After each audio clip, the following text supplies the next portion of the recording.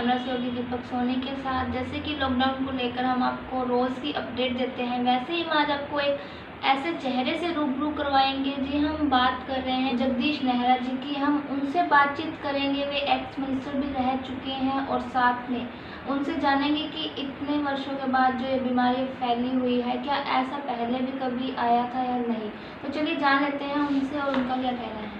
जी sir नमस्कार, हमारे channel में सर आपका स्वागत है। बहुत बहुत धन्यवाद आपका। सर ये जो बीमारी फैली है कोरोना वायरस, या ये बीमारी कभी पहले भी फैली थी जब लॉकडाउन हुआ है, ऐसा कभी पहले भी होता है या पहली बार हुआ? नहीं, ऐसा कभी नहीं हुआ और ये अब पहली बार हो रहा है। और ये बहुत अजीब स्थिति है, क्योंकि ऐसा पहले ना तो कभी सुना, कभी इस ढंग से लॉकडाउन होगा, घर पे बंद रहना पड़ेगा, बीमारी बाहर निकलते ही बीमारी लग जाएगी, इससे कोई मतलब है जो ये इतनी सदियां बीती हैं, उनमें भी कभी कोई स्मरण में या किसी ने कोई जिक्र नहीं किया। हम महाभारत की बात करते हैं, रामायण की बात करते हैं, लेकिन उनके से लेके अब तक कोई ऐसी बात नहीं आई जो इससे मेल खाती है। तो ये अजीब बात है कि हम मनुष्य का मनुष्य संपर्क में आते ही ये कोविड है, ये लग जाता है, तो ये सारी दुनिया की और भारत की अर्थव्यवस्था को बहुत बुरा असर पड़ेगा इसका। दूसरा जो देसी नुस्खा है, काढ़ा बनाते हैं, जैसे दालचीनी है, लौंग है, इलायची है, काली मिर्च है, इनको कूट के और एक काढ़ा बनाते हैं और कई चीज़ें भी मिलाते हैं। तो उस काढ़े से इम्यून सिस्टम है, जो हमारी प्रतिरोधक क्षमता है, जो मतलब बीमारी से लड़ने की, वो बढ़ जाती है। जैसे कि अब अपन रोजगार की बात करें कि इस लॉकडाउन को लेकर रोजगार पर बहुत बड़ा असर पड़ा है, लेकिन इन दी फ्यूचर इस कोरोना महामारी का लॉकडाउन को लेकर कितना इफेक्ट पड़ेगा? देखो जी, जो सुनने में आया है, जो पढ़ा है पहले 1930 में जो सबसे ज़्यादा मतलब है रिसेशन आया था, ये जो स्थिति है, आर्थिक स्थिति खराब हुई थी दुनिया की, और उसमें भारत भी था, लेकिन भारत उस समय इतना गर्व नहीं था और ना अंग्रेज़ों के नीचे था, तो वो इतनी बात उस टाइम नहीं आई थी। लेकिन अब जो स्थिति है वो उससे भी भयंकर, जो अखबारों में पढ़ते हैं और जो आ रही है और जो दिखाई दे रही है, पढ़ रहे हैं, वो तो एक लोगों का ओपिनियन है। तो अपना भी ओपिनियन यही है कि जब उत्पादन ही नहीं है, कोई काम ही नहीं कर रहा, तो फिर तो दिक्कत आएगी। सिवाय किसान के और कोई भी आज हिंदुस्तान में उत्पादन नहीं है, और उससे क्या है कि उससे हमारी जीविका, भोजन की व्यवस्था हो जाती है, भूखमरी नहीं आएगी। ये शायद अफ्रीका में भूखमरी आ सकती है, हिंदुस्तान में 2-3 साल तक भी भूखमरी नहीं आएगी। ये सिर्फ किसान की वजह से है। और सबको, जैसे हम डॉक्टरों को सम्मानित करते हैं, पुलिस वालों को करते हैं, नर्सों को करते हैं, और स्टाफ को करते हैं, और सैनिकों को लड़ाई में करते हैं, इसी तरह अब हिंदुस्तान के लोगों को, किसान को भी उसी तरह का दर्जा देना पड़ेगा। यदि ये लंबी चली कोरोना की बीमारी, तो जैसे कहते हैं 2022 तक चलेगी, जैसे कहते हैं 2024 तक चलेगी, तो यदि इतनी लंबी चली तो सिवाय किसान के उत्पादन के और तो कोई है ही नहीं, तो ये बड़ी दिक्कत रहेगी। तो ये एक प्रॉब्लम होगी सबसे ज़्यादा, ये कि हमारे उत्पादन पे बहुत बुरा असर पड़ेगा। हम जो आयात करते हैं उसमें भी बढ़ेगी, और जो निर्यात करते हैं उसमें भी घट पड़ेगा। सर अभी अपने किसानों की बात कर दी। किसान को हमारे देश का अन्नदाता कहा जाता है। किसान पूरा साल खेती करता है, जब उसकी फसल की सीज़न आता है उस टाइम जो सरकार है वो अपनी आंखें क्यों मूंद लेती है, किसानों के बारे में क्यों नहीं सोचती? इस पर आपका क्या कहना है? देखो जी, सरकार कोशिश तो करती है, लेकिन सरकार के पास साधन नहीं, और सरकार की प्रायोरिटी और है। हर एक बहुत से विभाग हैं, लेकिन उनकी प्रायोरिटी किसान है ही नहीं। जब तक प्रायोरिटी नहीं होगी, और उसका प्रायोरिटी का मतलब प्राथमिकता इसलिए नहीं है कि किसान यूनियन नहीं है। आज एक कारखाने के 5 मजदूर हैं, उनकी यूनियन है, उनकी हड़ताल हो जाती है, उनकी हड़ताल होगी तो सारे हड़ताल हो जाती है, तो फिर उत्पादन बंद हो जाता है, तो सरकार को सोचना पड़ता है। सरकारी कर्मचारी है वो हड़ताल कर देते हैं, बैंक के कर देते हैं, तो सरकार उनकी तनख्वाह बढ़ाने के वो सारी बात करती है। जब किसान की यूनियन नहीं तो सरकार भी अपनी मनमर्जी करती है, और मनमर्जी करती है तो फिर किसान को घाटा होता है। आज हर एक चीज़ की मतलब है उत्पादन कर रही है, उसका बिकने में दिक्कत आ रही है। अब अभी मैं पढ़ रहा था इसमें यूट्यूब में, आपके और कोई आया था ट्यूब में, उसमें कह रहा था सरसों नहीं खरीदे, मैसेज जाता है, वहाँ ट्रालियाँ लेके जाते हैं, घर का काम छोड़ के जाते हैं और कहते हैं जी आपकी ट्राली, मैसेज गलत हो गया। सरसों जो उत्पादन किया हुआ है वो नहीं बिक रहा। आज किसी ने चने उत्पादन किए हैं वो नहीं बिक रहा। आज किसी ने जो उत्पादन किए हैं वो नहीं बिक रहा।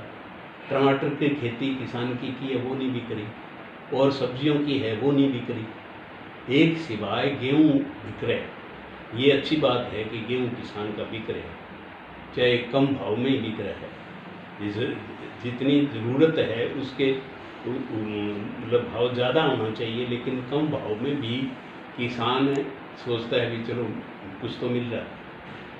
किसानों की दुर्दशा सही तरीके से सरकार को और इस बीमारी के बाद, इस कोरोना की बीमारी के बाद सोचना पड़ेगा, सारी दुनिया को सोचना पड़ेगा। ये सिर्फ हिंदुस्तान और हरियाणा की बात नहीं है, क्योंकि जब भूखमरी, अब तो कह रहे हैं कि अफ्रीका के 15 मुल्क ऐसे हैं जिनमें भूखमरी, वहाँ लाखों आदमी मरेंगे भूख से, तो बताओ उनका रोकेगा कौन, वहाँ कौन अनाज भेजेगा। तो इसलिए किसान की जो है महत्व है उसको समझ के उसके उत्पादन को सही तरीके से खरीदने का और व्यवस्था होनी चाहिए। दूसरे मुल्कों में है ना, अमेरिका, कनाडा वगैरह बड़े मुल्क हैं, उनमें कितने बड़े बड़े क्या नाम हैं गोदाम रख रखे हैं, उन्होंने कितना कितना अच्छा व्यवस्था बना रखी है, हमें भी बनानी पड़ेगी। सर जैसे कि अभी जो मास्क पहन रहे हैं लोग इस महामारी को लेकर, लेकिन कई सिटियों में इसके चालान किए जा रहे हैं मास्क ना पहनने पर, तो आप इसका साइड इफ़ेक्ट मानते हो? लोगों का कहना है कि ये बाद में साइड इफ़ेक्ट देगा, इसका कोई बेनिफिट नहीं है, तो आपके हिसाब से मास्क है जो ये सही है, लगाने चाहिए नहीं लगाने चाहिए? तो इस पर देखो जी, मास्क लगानी चाहिए, और उसका कारण क्या है कि मतलब है आपके ये जो 4-5 जो डॉक्टर कहते हैं, मुंह है, नाक है, कान है, आँख है, इनमें ये कोरोना घुसता है जी। तो मास्क आदि मुंह और नाक को तो ढकती है, चलो आँख और कान को तो नहीं ढकती, लेकिन मास्क 2 चीज़ों को तो ढकती है। यदि वो वायरस आएगा तो उसमें रुकावट होती है।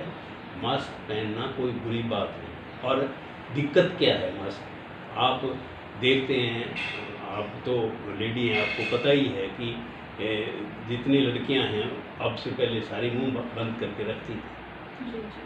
वो क्यों रखती थी? आखिर में 2-3 कारण थे, रेता है, गर्दा है, धूल है, उनसे बचत होती थी, धुआं है। तो अब जो कीटाणु है उससे हम क्यों नहीं, वो तो हमारे लिए ज़रूरी है कि हम यदि उसको नहीं करेंगे तो मर जाएंगे। मरना कोई नहीं चाहता, इसलिए मास्क पहननी चाहिए। और केरल में तो ऐसी जगह, एक वायनाड जगह है, वहाँ तो ऐसा किया है कि मास्क जो नहीं पहनेगा पकड़ा जाएगा, उसके 5,000 रुपये जुर्माने।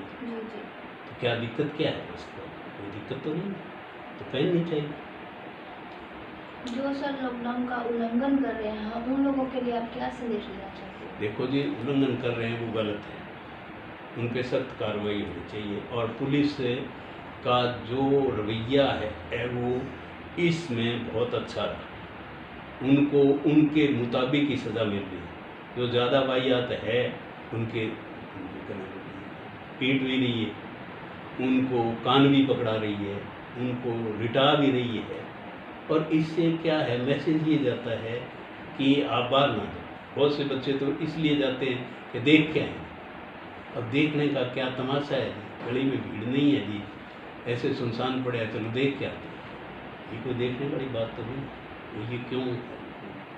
तो इसलिए ये मास्क तो ज़रूरी है, और जो गलत फिरते हैं इधर उधर, वो उन पे सख्त कार्रवाई होनी चाहिए। और एक बात और मैं कहना चाहूँगी कि मेरी उम्र अब 80 के करीब है जी।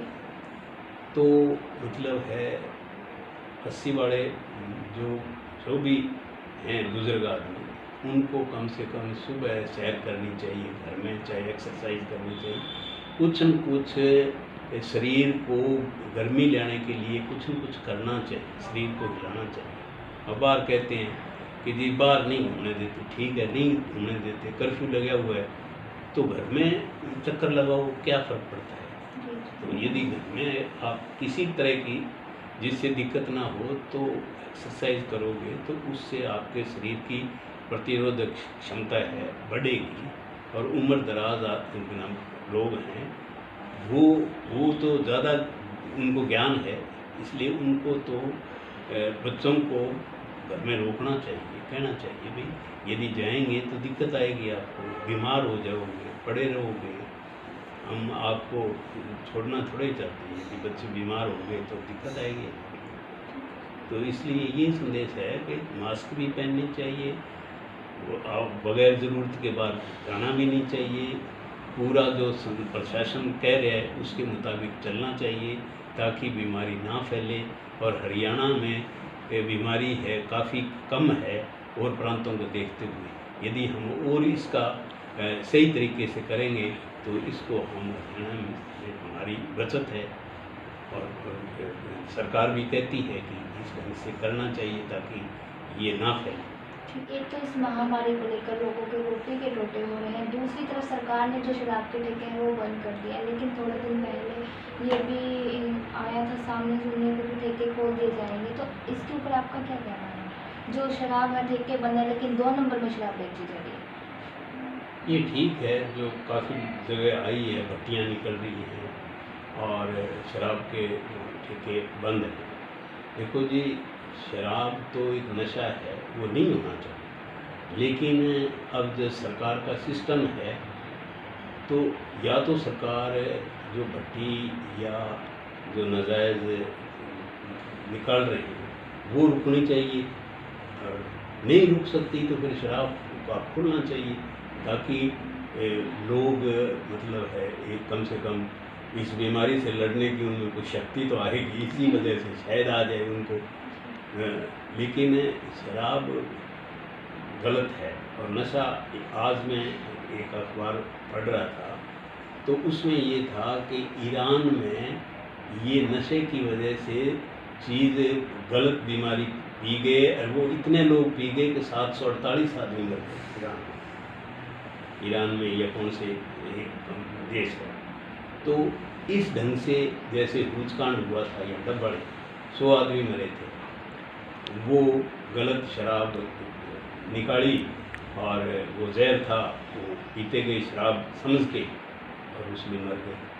तो ये कांड भी ना हो जाए, कहीं शराबबंदी के हिसाब से कोई जहर पीने लग जाए और कांड हो जाए तो ये कोरोना वाला तो भूल जाएंगे, उस कांड को फिरते रहेंगे। तो सरकार को बैलेंसिंग सिस्टम, सरकार के पास अब पैसे नहीं, ये भी दिक्कत है।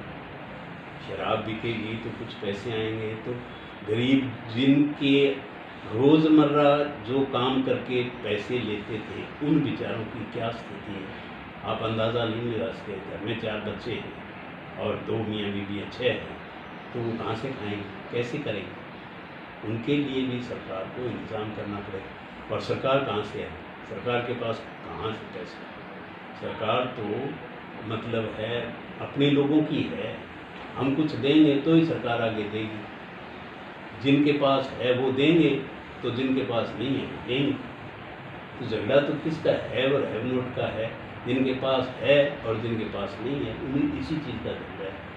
तो होगा किसी के, सरकार को देंगे तो ही सरकार आगे सुविधा देगी। तो ये बड़ा मतलब है, एक टिपिकल सिस्टम है शराब का खोलना और ना खोलना। दोनों बातों में सरकार के लिए भी ये घाटे का सौदा हो रहा है। वैसे यदि नहीं खोले कोई मर जाएंगे तो फिर दिक्कत आएगी। तो अभी हमने इनसे जाना, इन्होंने पूरी तरीके से स्पष्ट शब्दों में सब कुछ बता दिया है। तो इसी के साथ हम आपको अगले अपडेट में भी एक ऐसे ही चेहरे से रूबरू करवाएंगे। तो इसी के साथ धन्यवाद।